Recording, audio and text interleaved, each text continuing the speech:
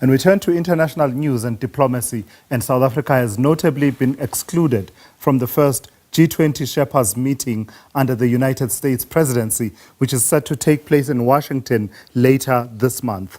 Despite being a founding member of the G20, South Africa did not receive an invitation following a dispute over the handover of the G20 presidency. The decision comes amid tense relations between South Africa and the United States, including disagreements over human rights narratives, trade policies, and South Africa's diplomatic positions on global issues. The exclusion has sparked debate about the rules of multilateral diplomacy, South Africa's influence in global economic discussions, and the broader implications for African representation on the world stage. So let's unpack it all. I'm joined by Professor Kidiboni Pakgo, an international relations expert, Dr. Terence McNamee, who is a geopolitics specialist, and Xolisa Mappongo, Ambassador Xolisa Mappongo, South Africa's G20 Sous Sherpa, and also DDG within the Department of International Relations. Simply because we have you as part of our panel, Ambassador Mappongo, let me start with you. This non-invitation upsets the G20's transition tradition, right? In that you always have the past president, immediate president, and incoming president always working almost seamlessly. So, but is it unprecedented as far as you know, and did it come as a surprise to you? Well, it is. Firstly, greetings to you and your viewers. It is indeed unprecedented, and we are worried about what impact it will have on the future of the G20.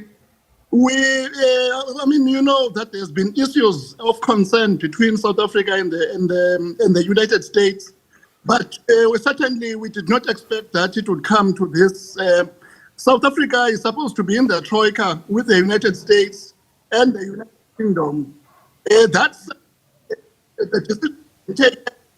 And South Africa has responded, both the President and the Minister of International Relations and Cooperation, to say that this decision is what the US has taken, and the G20 will continue, which came out of a very successful Johannesburg Leaders Summit adopted. Yeah. Ambassador Mappongo, I can see that you are on the road. I wonder if we can get you to sort of settle in a little bit.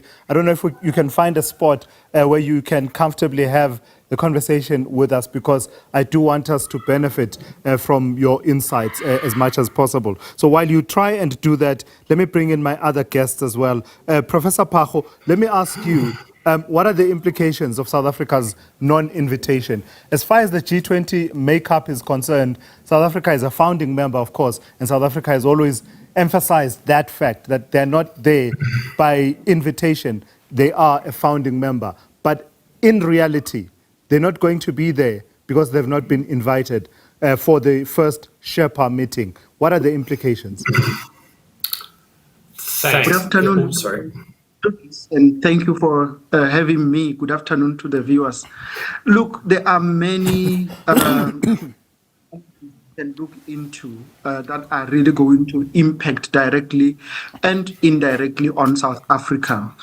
G20 is a huge opportunity for South Africa as a developing country, because it interacts on a very formalized if you may, because G20 is not really a very formal structure, but it creates huge opportunities and platforms where very senior government officials from the who are participating in the G20 to really interact, make bilateral agreements, trade deals, both at the country level, but also at the G20 level. So it will definitely, South Africa as a country, as a developing country, take a knock unless we are able to sort of find other creative ways behind the G20 arrangements to pursue the agreements that were made in the past year in Brazil and also in Johannesburg. Good afternoon. Yes, I can hear you clearly.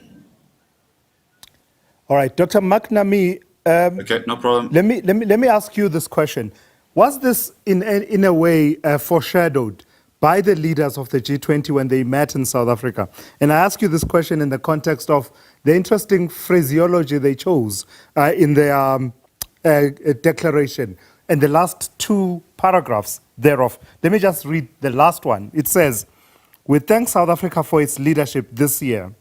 We commit to working together under the United States Presidency in 2026, commit to working together." And then they say, "and meeting again in the United Kingdom in 2027 and in the Republic of Korea in 2028. Can it be said that the difficulty of a US presidency of the G20 and its position in relation to some of the countries, including South Africa, was almost foreshadowed by the leaders?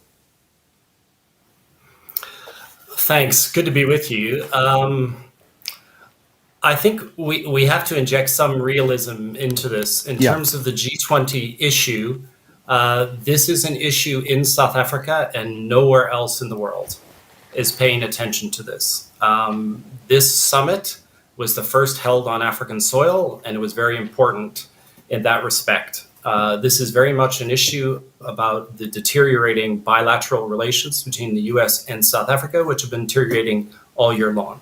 But to your point about the last bit about the UK summit, we have to understand that no country in 2025 feted the US president more slavishly than the United Kingdom.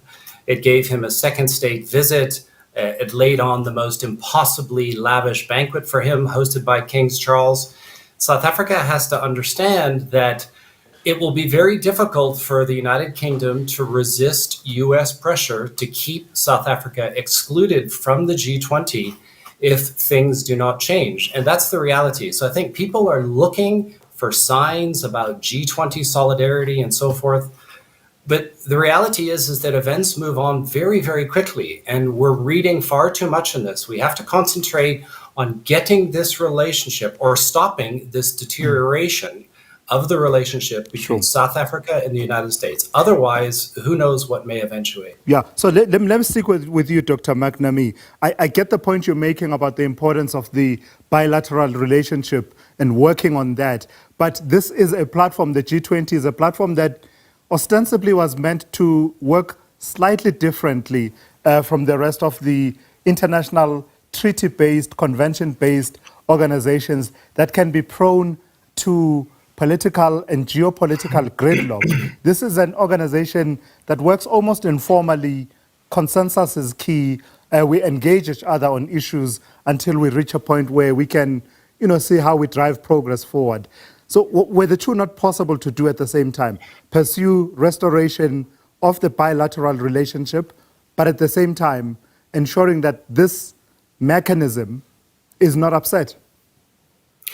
Sure, you're right. It's an informal mechanism, but you have to go back to why the mechanism was set up. It was set up principally to handle global shocks in terms of the financial system. And how can we create new norms to respond to global, in particular, global financial crises?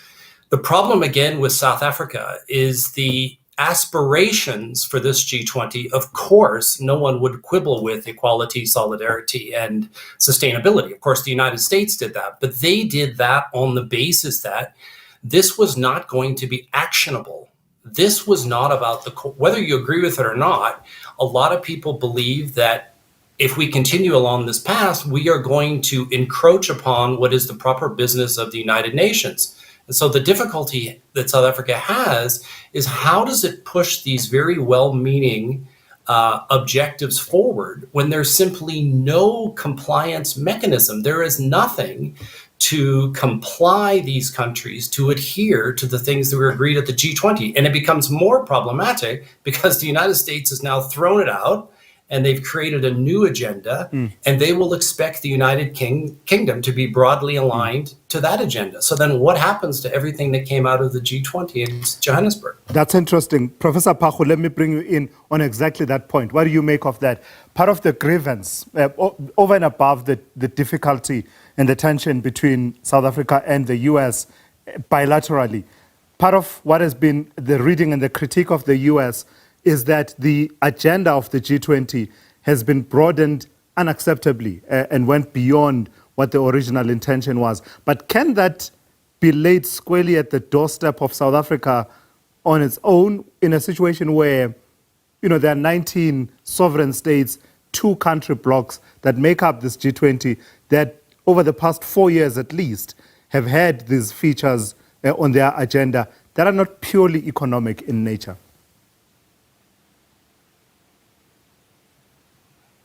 Professor Pacho, I don't know if you can hear me. There's another crossing line, but the issue is that the broadened agenda of the G20 is quite important to notice, and this is because of some of the key challenges that come from developing countries, that the feeling has always been that we need to sort of get our voices from India, from Brazil, to be mainstreamed in the discussions within the G20 forum. But what I also want to say, Tulas, because this is a very important matter for South Africa. At this particular point in time, we know part of the pushback from the US is as a result of the strained relationship between the two countries. And there is no way we are going to have this kind of a discussion and forget the South Africa's participation in the BRICS, the South Africa's case that has been generated against Israel. Ambassador Mapongo, I see that we have your back. So just spell it out for me. What are the implications then of not being invited to this first Sherpas meeting? I take it means you can't simply just show up because, there are all these protocols that need to be followed, and even access would probably be difficult. But what are its implications for us and our participation in this transition, this Troika-style transition of the G20, but also what are the implications for the rest of the G20 members? Thank you very much. It's better now. I wanted to respond to this issue about the broadening of the agenda by South Africa. Just to clarify that this is the point. The G20 under the Sherpas has 15 under the finance track. It has got 8 working groups. None of these were created by South Africa. These are working groups that we inherited from previous presidencies. For example, if you go back to 2012, when Mexico chaired the G20, G20 only had 6 working groups under the Sherpa track. So by the time it came to South Africa, it had this larger number. So none of them were created by us. It is what we inherited from previous presidencies of the G20. Now, coming to your question directly, so South Africa will not participate in all the G20 activities in 2026, including the Leaders Summit. This sets a precedence that is of concern to us, because it could imply that if another presidency decided to do the same and remove any other country from the G20, this could lead, in our view, to the demise of the G20. The G20 would lose its raison d'etre, and the G20 would defocus from what it was created for. So in short, we will not be taking part in any of the activities of the G20 in 2026. We are confident that in 2027, under the presidency of the United Kingdom, we will be back in the group, and the priorities that South Africa had set, which we're now vigorously pursuing for implementation, we believe that most of them will be on the agenda of the G20 presidency in 2027. Yeah. Let me stick with you, Ambassador Mapongo, simply because what you've just said in the last few minutes is actually quite significant, and I believe it is something that will be followed through in much of the reporting that will happen after our conversation. You saying that South Africa will not participate in any of the activities and meetings of the G20 in 2026, including the Leaders Summit. Is that a decision that we have taken as a country and you are simply making it public, or is it option two, mere resignation to the reality that given the stance of the United States and its approach, nothing is going to happen anyway, we're not going to participate anyway, or is it a boycott? Which one is it? This is official communication that we have now received from the United States. Remember, before we were talking mainly based on statements that we see publicly issued by the US government. Some of them issued on Truth Social and other social media houses. But what we have now is an official communication from the United States that South Africa will not be participating in all the activities. As the president has indicated, this is the state of where we are. And South Africa, therefore, we will simply not be there in 2026. Right. And again, as the president said, we are not in the habit of lobbying other countries to boycott the G20 in 2026. We will simply wait to return to the G20 in 2027 under the presidency of the United Kingdom. All right. Dr. Terence McNamee, let me bring you back into the conversation. From what you're hearing, the exclusion of South Africa, if we go by the original intention and focus of the G20 and sort of criteria, it had to do with the significance of these economies regionally and perhaps in many instances globally. South Africa, I doubt there can be anyone who says it's not an economy of regional significance on the African continent. What are the implications of it not participating in the conversation for an entire year, as well as the representation of the voice of Africa? Thanks. I haven't heard anything in the last couple of minutes, but let me answer your question directly. Yeah, I think it's a great misfortune.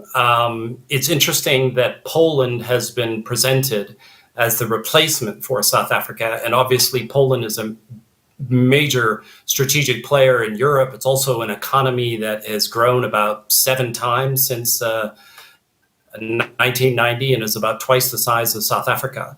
But still, in terms of South Africa's absence, I think it would be very, very unfortunate if this were to continue. Of course, there's always the possibility that President Trump and the administration has something up their sleeve. If they mend relations with Nigeria, might they propose Nigeria to be the African seat? I certainly foresee something like that happening. So I think it's a bit of a diplomatic mess at the moment. And I think cooler heads need to be in charge. And frankly, it's of paramount importance, in my opinion, to do what is required to get this US-South Africa relationship from just stopping it deteriorating before we can talk about a reset.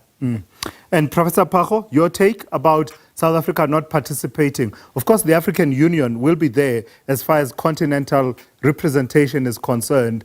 But given that South Africa was a founder member of the G20 and also the regional significance of its economy, if the whole point was about the global economy as viewed through significant economies in various regions and looking out for shocks in those regions and in those economies and perhaps preempting and intervening to avoid those shocks becoming regional, continental, global, can a conversation be had without South Africa in the room?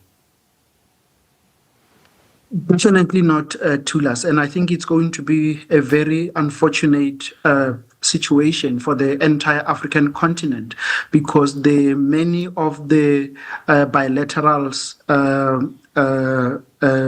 arrangement that South Africa has with the US and many other countries that are investing in South Africa, they use that as a launch pad for accessing many of the markets in the SADC region and also in the continent. So it's a very important player in this regard. And I think that in fact, I do not foresee the situation getting better between South Africa and the US as long as Trump remains the president, because he's actually disrupting any form of multilateralism that we are seeing.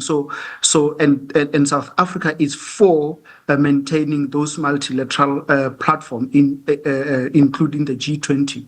And so including other countries to replace South Africa may actually the whole arrangement to exclude South Africa may be the beginning of the crumbling, in my view, of the G20 platform. And I see this as a move to now starting to strengthen BRICS and its activities. In fact, this may be a blessing in disguise, if you may, for the developing country, because for US to exclude many of the issues that South Africa has tabled, some of these issues came through from Brazil.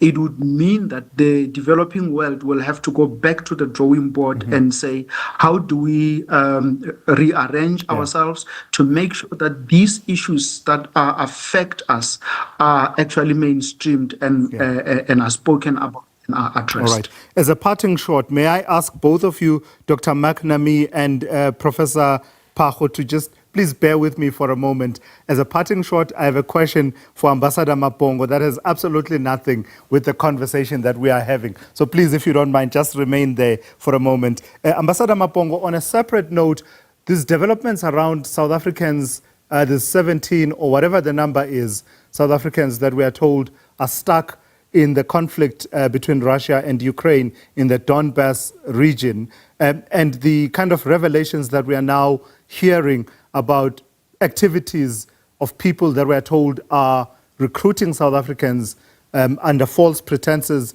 we are told, to go and be part of mercenary activity. How are you grappling with that as DIRCO, particularly the effort to try and get those South Africans back in the country, whatever the circumstances, you dispensing your responsibilities to them as South Africans to try and iron out these issues? How far are we with that? No, this issue is basically now under legal considerations. So unfortunately, I would not be able to comment on it. And of course, as a government and as a department, DIRCO, we are concerned about these developments. But it is something that is under legal investigations. And unfortunately, there's not much that I can say about that at the moment. Okay. All right, we had to try. Thank you for that. I've got to thank all of you, all of my guests, Ambassador Xolisa Mappongo, South Africa's G20 Sous Sherpa, but also a DDG in the Department of International Relations and Cooperation. We were also joined by Professor Kidiboni Pakgo and Dr. Terence McNamee, talking about the G20 first meeting of Sherpas under the US Presidency, and South Africa not invited.